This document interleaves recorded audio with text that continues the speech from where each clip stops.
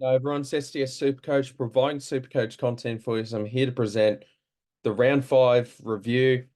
I'm just want to first off by apologizing. I feel like I'm not doing enough content, so I need to get my poo in one sock and upload some more content, especially on YouTube. I feel like I'm doing a lot of stuff around on different platforms, but feel like I need to reward you guys. This is where I've started and do some more YouTube content. So I'll try.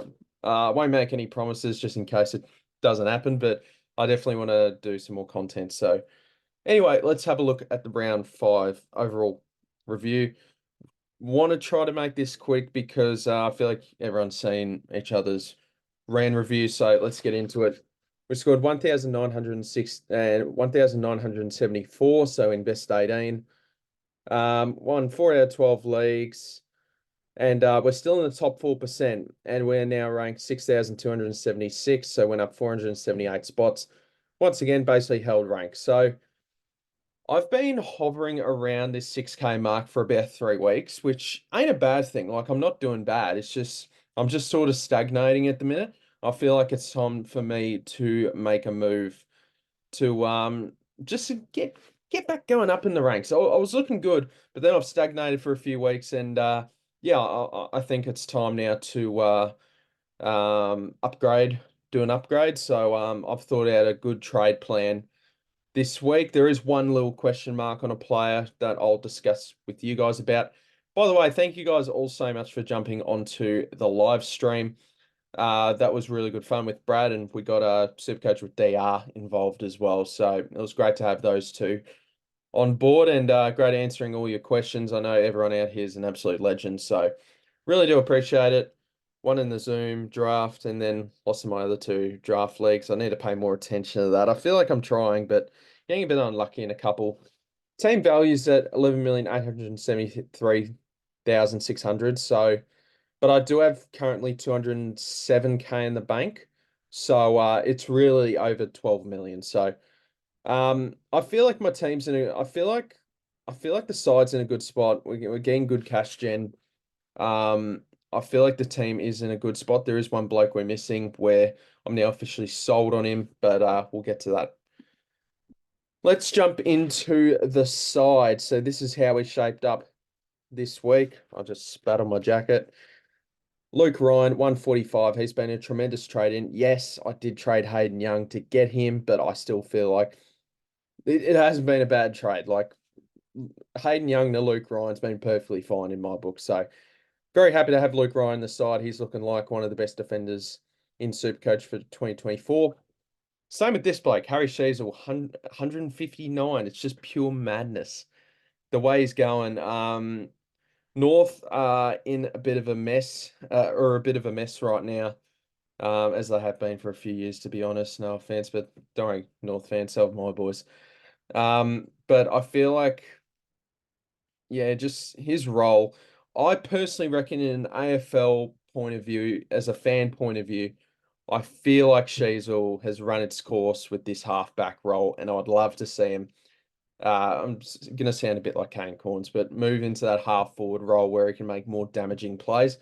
But if he keeps playing this role, I'm going to have no complaints because he'll easily be probably the best defender this year. I know Luke Ryan's going well, but I legitimately reckon he's D1 if he keeps this role. So even if he moves to half forward, I think he's too talented of a player to obviously he won't be averaging 131, but it would still do around 105 to 110. So it's like he's just an absolute gun.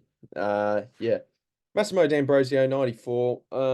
In a bad day for the Hawks, I actually thought he was pretty all right. So yeah, I thought he was pretty good. His break even. We'll check break evens after I review the side. So I think it's fine with this. We vice captained Gorn, and if that failed, I was going to captain Bond. So thank goodness Gorn paid off. It was just one of those weeks where I didn't really feel like there was going to be a mammoth score in my vice captain or captain plan. So I was just happy to take a 120 plus, and Gorn just fantastic, and it makes footy easier to watch for the rest of the weekend when your vice captain or captain are just locked up. in the early games. So Zach Williams was on about 73 at halftime. But I saw him like late in the third, like grab at his ankle. So hopefully they don't manage him. I don't think they will now just because of McGovern and Sard both going down with hamstring issues. So I think that will help Zach Williams a fair bit. Won't help for Carlton, but Zach Williams should increase in scoring. Looks like he's going to turn out to be a good pick. We kept a hold of Blake Howes. Now, I didn't want to, but I did just because I had other issues to fix up. But I didn't really want to use the boost to get rid of Howes. So he scored a 62. His break even, I believe, is now back down to 21. And I'm probably just going to hold now and just eke out as much coin as I possibly can out of Blake Howes and just see how it goes. With no Christian Salem or Bowie, sorry.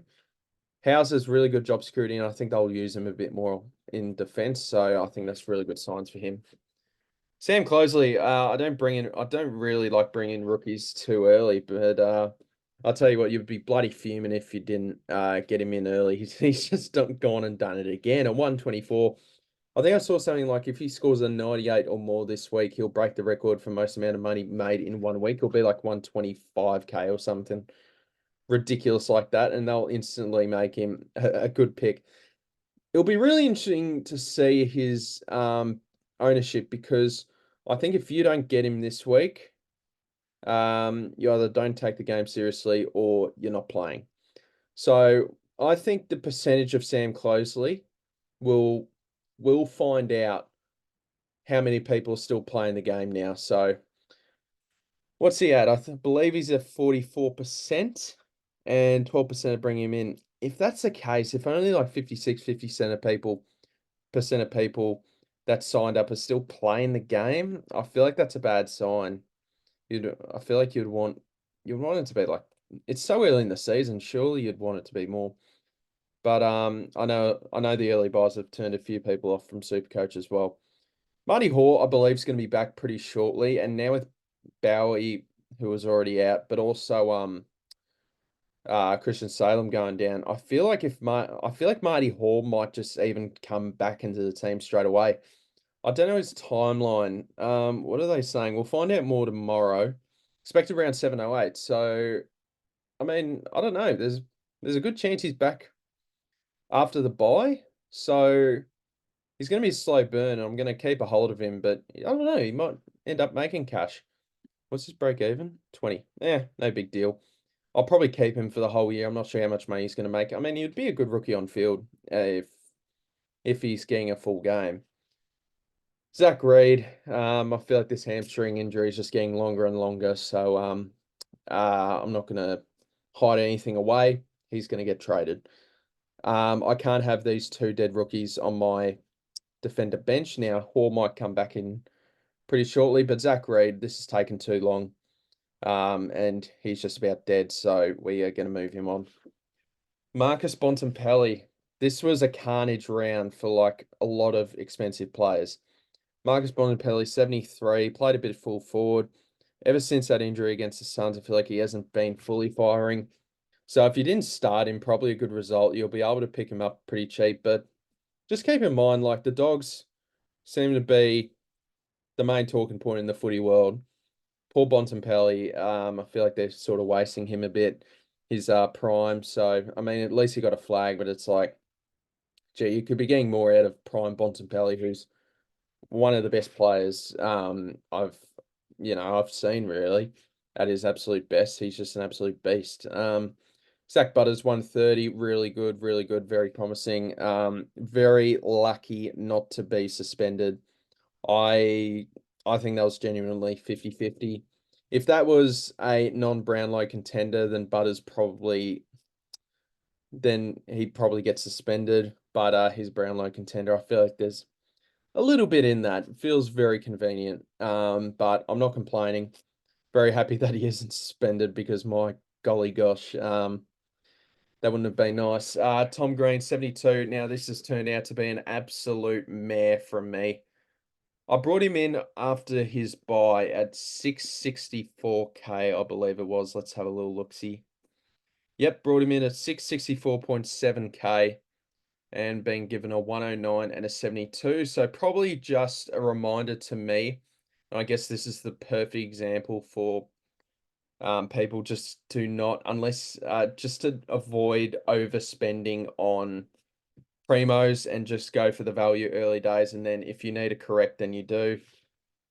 Yeah, because this is an absolute mare for me because he'll legit get not 100K cheaper from what I got him, but like 80K cheaper. He'll probably get under 600K and be a very good pickup for people. He's going to be top 8 and yeah, very frustrating that he's just turned to shit since I got him in. LDU, I've had enough of this bloke. This is the first time this season I sat down and watched North Melbourne. Um, the reason is like, my schedule isn't aligned with North Melbourne games. It was the Good Friday game. I was just bloody hungover and sleeping. And then the other 3 games, I haven't seen them. I was just at different games and that sort of thing. So I sat down on Sunday afternoon and decided, yeah, I'm going to watch North Melbourne and see what I see out of LDU because I saw Geelong as a fantastic matchup for him. I'm like, okay, he's had a couple of rough matchups.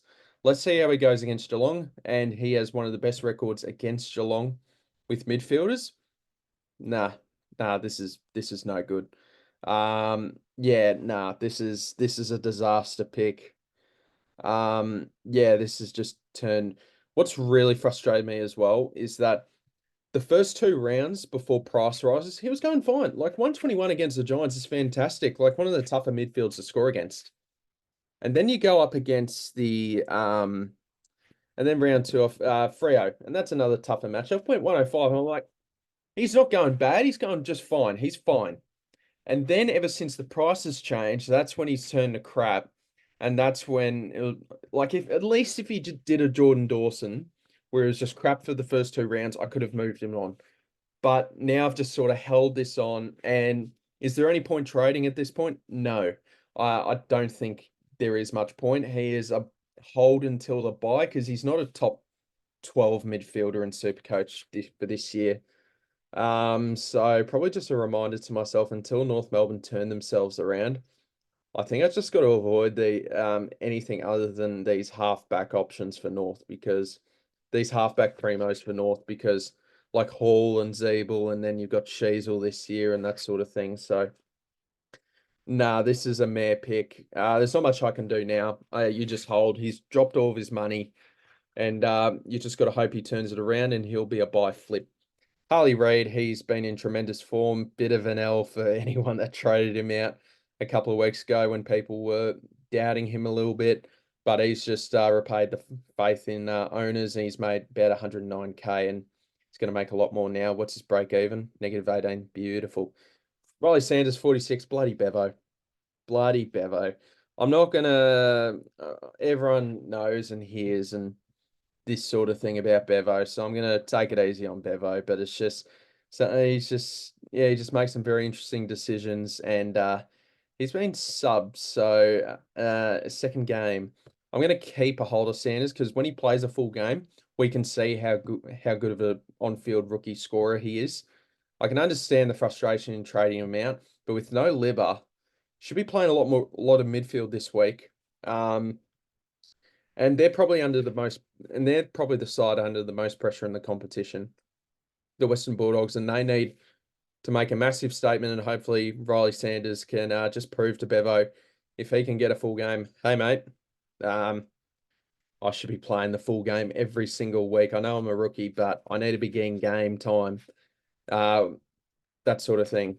Now, I did loop Carroll and Clark. Now, the reason I benched Carroll, even though I knew Clark was going to be sub, is because Carroll was already out of my best 18. So I just knew, well, I may as well just take a stab at Clark just in case he provides a miraculous score.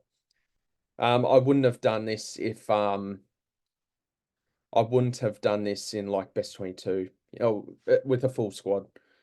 McKercher, so yeah, Jai Clark, he's a trade. His break even now is at like 74. To be honest, I think there's a world where he just spends a lot of time in the twos. I just don't think he's quite ready yet, and I think he's sort of proven that. I think he's going to be a good player, but I think he's a couple of years off from really getting to that next level for Geelong. I think they'll go with the more experienced bunch there. McKercher super stiff, so I hope he's going all good. Rib injuries are no good. Bloody 18-year-old kid. Super early in the game, so very unlucky for him, and I wish him all the best, but his time is up, in my opinion. I think unless he doesn't play this week, he is a must trade. Nick Dacos didn't play, Roberts didn't play, Jack Carroll. He came on for Sard. He just didn't do enough, and I think I'm in the position I have to hold Carroll. But if he's sub again, then that puts me in a really tricky position. Because he's about to drop money pretty soon. He's got a 43 break even, I believe. I think it's something like 43, 46. So it's not great, but if he can play a full game or even just get dropped, mate, just don't be sub. Out of everything, just don't be sub. So hopefully he is not sub, anything but sub. And we can just carry him into next week and probably do something with him then. Gorn, as I said, took his VC. I think he had 15 hitouts that were sharked. He had like 23 hitouts in the first quarter, but his hitouts kept getting sharked, which was just super frustrating. So, but 138, I felt like this could have been so much bigger, just due to the amount of stoppages in the game. But just Brisbane were on high alert with his tap work. I brought in Ryan Marshall this week. Didn't go Meek, didn't go English. I went Marshall. As you guys know, I hate ruck trades. I hate making trades in the ruck. I like getting them locked and loaded, sorted. And the way it's looking at the minute, I feel like I've got the two best rucks in the game, but I know Tim English can be a dangerous not own, but I'm riding these two out until like one of them gets injured or something. I think English's ceiling is more limited now due to the ruck split with him and Darcy. And I just thought Rowan Marshall, don't get me wrong, I think English is still a top three ruck, but I don't feel as scared to not have him. He'll still deliver some fantastic scores. Like before the Essen game, he was scoring just fine, but I just feel like his ceiling is limited. And I think I just jumped on the opportunity of Marshall. As you guys know, I hate making ruck trades. I didn't want to spend that much up on English, so I decided to go Marshall, who I think can have a similar impact to English this year. And yeah, hopefully I don't have to touch the ruck line for the rest of the year. That is the goal, unless one of them gets injured. So hopefully no more ruck trades and just sit on Gawn and Marshall, which I'm pretty happy to have. Isaac, and by the way, Marshall's like a fourth midfielder for the Saints. Just the amount of clearances he gets, he just grabs it and boots it. It's just so good to watch. So I love Ryan Marshall and happy to have him. Isaac Heaney didn't play. I looped Darcy's score just in case he put in a bad score or whatnot. But obviously chuck him on field. Flanders, I believe McGuinness tried to tag him, but he's getting so many cheap touches off this half back line, so I'm not complaining whatsoever. He's been a really good pick for me this season, and I'm happy to have him. Luke Jackson, 72. Now, this is frustrating. Now, I didn't watch any of the Port Adelaide and Freo game, so I don't have too much of a take on that. Like, I knew the Butters thing happened, and I just said Ryan went all right. I don't know what happened with Luke Jackson. Apparently, he's tracking for a ton. Made a couple of late blunders in the game, apparently. So, this is annoying. I'm going to keep him this week just to see how he goes against the Eagles. And I just want to see this ruck split with Darcy because Sean Darcy is back this week.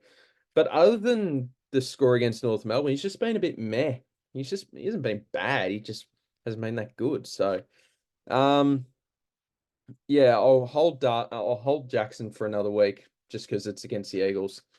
We'll reassess and maybe use his coin to move to someone else if that option's available. Tom Powell, 98. I feel like a lot of people complain about him. He's done his job perfectly fine. I believe he's made over 100K. 112K he's made. Like perfect. So no complaints with me with Tom Powell. He's been a very good pick. and just hope he's the least of my issues. I like having him on field, so hopefully he just doesn't put in a couple of bad scores and we have to trade him out. I want to ride him until the bye. Is he a keeper? Not too sure. He's going to really have to prove that. Otherwise, Ollie Dempsey, 56. He was awful in the first half, but sort of built his way into the game. Further up the ground, he got, the better he scored, so that was good. Cadman, 64. Probably a trade out next week, but he's been a very good rookie for me. Sam Darcy, 82. He's an absolute beast. He's one of the best young key position players in the competition. Like, he is just outstanding to watch. Just the way he moves, his marking. It's just how the amount of dangerous spots he gets onto the ground inside the forward 50. Just outstanding to watch. Wilson's turning out to be a very solid pick. He's still got a negative break even, so he should make about 120k would be my guess. Hopefully we can get him at 240. All right, now let's think about this. So I've already got early thoughts on trades. I've sort of stuck with this for about 24 hours. Zach Reed goes. McKercher and Clark go. Now, what do we do here? Now, one of these moves I'm not too sure on. You move Wilson into the midfield, I believe, and then you bring in Biggie Nong. I believe that's his name. Big on Yon. The pronunciation needs some work from me. But Biggie, I'm not too sure on him just because I don't want to make the habit of bringing in rookies far too early. I know Closeley was obviously like one of the better examples, but you don't really have to do it. You don't really have to do it with Biggie. So I've currently got this for now, but this could change. I need to have a look at some of the other options because other than this man as well, Will Graham from the Suns, who laid like 14 tackles, which is just mental against my boys. So he will come in and he's a must grab for anyone in SuperCoach. He's going to make a lot of money. One thing I will say though is he laid 14 tackles and still only scored a 91. So just keep that in mind. Like, it took him 14 tackles to score a 90. So obviously that is not sustainable. And now we have 555,900 left. I'm thinking early days. I quite like this trade setup here, so I'm probably going to stick with it. Now, obviously, there's a bloke I don't have, and that is Jack Steele. So for the first month, I was thinking, geez, he's just had a really good run of fixtures. So I'd love to see how he goes against the Giants. And yeah, fair to say, I'm now officially sold on Jack Steele. But he's now too expensive, and I learned my lesson with Tom Green. Just try not to pay overs for your premiums. We're getting premiums down the line like Petrarca, we're getting Stewart, these sort of types that we can get at a cheaper price than that. So I will be targeting them instead. I'm sort of more focusing on getting bad rookies off the field. And yeah, so I'm not getting in Jack Steele. Hopefully I can get him in at some point because St Kilda play 8 of their last 9 games at Marvel Stadium, and that is something to not miss. So I'm definitely not trying to miss that. But for now, we can't get him in, even though I'd love to. But I am going to go for a bloke that was actually in my starting team. You're probably thinking, yeah, there's one or two ways I could go here. I'm going to go Hayden Young. I'm going to get Hayden Young back early days. This leaves me $5,000 in the bank. This is me using my third boost. As I said, I've been hovering around 6k for about 3 weeks. I wanted to make a move. I was a bit like, nah, stuff this. I need to make an upgrade here. And I'm getting in Hayden Young. Now, he scored 2 bad scores when I had him. And then I haven't had him for 3 weeks, and he's what's he averaged if I remove that? He's averaged a 121. I do think he is in riding contention for top 6 defenders, and with the good buy as well. So I'm just happy to have him on board. Yeah, let's get Hayden Young in. I'm fine with getting Hayden Young in. I know he burnt me in the first couple of weeks, but He's at a very nice price for a bloke who I believe can be a top 6 to 8 defender this season. So I was thinking Elliot Yeo, but I'm thinking there's no way he's going to play 23 games in a season compared to Young, where I have more confidence that he can play a full season in this sort of role that we were. This preseason research is just sort of part of the reason with this pick. The past 3 weeks of Hayden Young is why everyone was interested in him. And he seems to be clicking back into gear now. And I want to get him in. And he's got the Eagles this week and the Tigers in 3 weeks or 2 weeks. So yeah, look. So this is how we're going to line up. We're going to keep House. We're going to keep Hoare. I think Hoare's going to come back in very soon. So I'm not going to be able to loop in the back line here. We'll get Wilson and we'll get Graham off the field for now. I still don't trust Graham on field. I think he's fine to have on field. It's best 18, so it doesn't matter too much. But we're going to bench all these blokes for now. This is going to be my midfield. We're going to be able to get Roberts into the back line next week, so that will help as well. I believe D'Ambrosio as well will be DPP eligible, so that's good as well. Yeah, I think that's the midfield. We'll sort this out. We'll get Marshall back on field as we were using the loophole. Oh no, Gorn has the bye, sorry. So this is one of the main reasons why I picked Jackson. So I could do this instead of having 21 on field. Pop Jackson there. Lovely. Gorn, you've earned yourself a rest for a week. Darcy, you pop on field. And then probably here you can loop Cadman and Nyon. Cadman plays before the Eagles. Yep. So we can loop Cadman, see how he goes. If he's not in our projected best 18 score, then we'll give Nyong a crack. So yeah, this is probably how we're going to line up this week. I'm actually very happy with how the side's looking now. It's always nice to make an upgrade as well. I only got 5K in the bank. Probably looking at making a double downgrade next week. I don't know how I'm going to do that, or just making very little trades because we need to save up for Petrarca and Stewart to come into the side. So, what else? There's more stuff I need to talk about. Vice captain and captain, early days for me. I'm thinking I think Bond could have a bounce back game. I don't have trust in him with the C at the minute. I do have trust with him as a vice captain though. Maybe Bont in the Butters. That's what I'm thinking early days. Like Collingwood's midfield ain't too great. I actually think Nick Dacos can have a bounce back game against the Power. I think the bye will do him wonders. And I think if you haven't got Dacos in, I think now's the time to get him in because I don't think he'll get much lower than this early stages. So I'm pretty happy with everyone on field except Cadman. But once Gorn's back off his bye, we can swap Jackson and Livingston and we can pop Jackson there. So yeah, this is probably how the side's looking. Now, let's talk. Oh yeah, so one thing I wanted to check. Let's have a look at break evens because I wanted to see if there was anyone else like other than Will Graham and Closey. Like I know there's Comben, and I haven't talked about Comben. I'm not gonna go him. I think it's too expensive.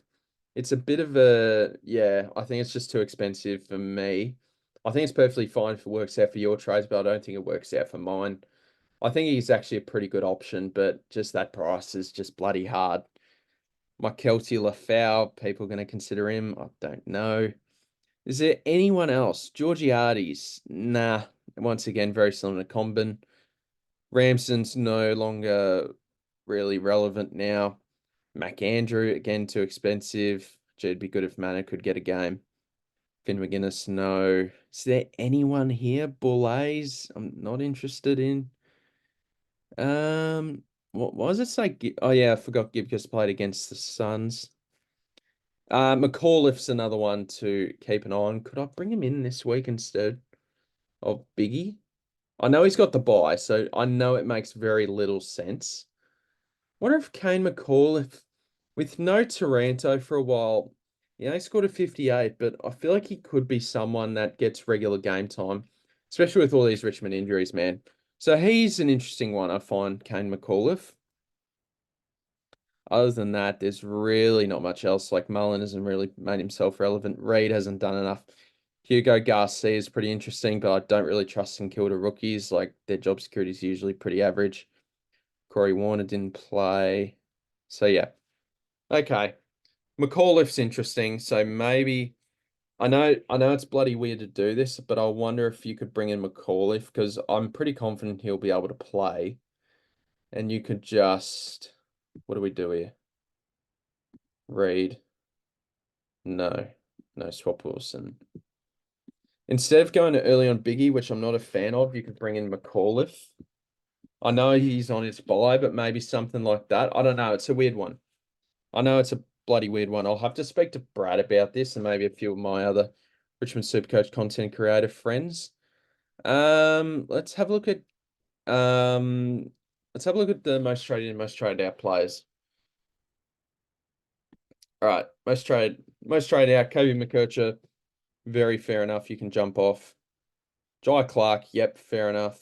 Howes, I can understand it, especially if you want to get best, if you want to have all 22 on field. Sanders, I think he can bounce back, so I'm not too fussed with that. Sorry, I'm not. I don't think you should trade him out, personally, but everyone's in a different position. Same with Howes is a bit more like, yeah, fair enough. You just wanted him to play one more week and then move him off, but his break even is 21. Caleb Windsor, yeah, I think this is very fine to do. You can move him off. Jordan, yeah, probably should have traded him last week. Pink, if you can, I think that's a good trade out. I just don't see him getting back into the side. Jack Carroll, yeah, this is totally fine as well. I just don't think I have the room to get him out now. I'd rather get rid of a bloke like Zach Reid. Finally get rid of a bloke like Zach Reid for me. Sexton, yeah, if possible, but yeah, it's a very awkward price. Caulfield, yeah, if possible. I straight in. Will Graham, yes. Closey, yes. Comben, I'm fine with that. It's a little bit expensive. Walsh, I'd wait another week on. Adelaide's midfield is pretty easy to score against, and then he's going up against the Giants, which is a lot harder. So I'd personally wait a week on Sam Walsh, and I'm not a massive fan with him having a very limited preseason. Biggie, yeah, I'm not sure if this is the move for me. I might bring in Kane McAuliffe instead, so I don't run the risk of bringing him in early because I do question Biggie's job security a little bit. Like one bad game this week and he's out. So I feel like because Callan Dawson was ruled out for, I believe he's out for a week, and I believe he'll be back this week. Heaney, it's probably not too late to jump on, but you really have to do it this week. Jack Steele, same, probably last chance to jump on him. I probably can't. Elliot Yo, yeah, you can do it if you like. Probably not for me. I probably prefer Hayden Young, but you can if you like. But I feel like it's a mild point chasing exercise. Like he went up against Richmond. Let's just remember that. Hugo Garcia, definitely wait a week on, and Flanders, yeah, that's perfectly valid as well. Let's talk about downgrade targets. So sorry, upgrade targets. So let's have a look at the highest break evens. Let's go from like 450 onwards. Mason Wood, don't care. Tim English. So if anyone went Lloyd Meek, then this is a bloke you could target. Obviously, like if you went Meek, your instant target is Tim English right now, not Rowan Marshall. You're going to wait for Tim English to get at a really low price. He's going to get at like 580K. You wait for Meek to make his money, then you do that move. Like that just seems very logical to me. If anyone went Lloyd Meek, and you just grab Tim English. Doherty won't play. Tom Green's a very good trade-in target. I think he'll be, yeah, just wait a couple of weeks on him and he should get at a very nice price. Probably something like 580. So that is a bargain for Tom Green. Papley, we don't care about. Parrish, I just don't trust it. I can't trust this bloke. So he's a pass for me. Riggs is having a disappointing season. Bont, yeah, if you didn't start Bont, you can look at him. Let's have a look what else we're working with. Clayton Oliver's an interesting one. Like he's 502K and he's got a 158 break even. That's bloody mad. I think we'll see. I think we'll find out a fair bit next week against the Tigers. Like how good actually is he? So it might be just be one that we pass on for this year, and I wouldn't be surprised about that. There is a McRae 158. We'll see if he gets back into the midfield mix and see what price he is. Floston is passed for me.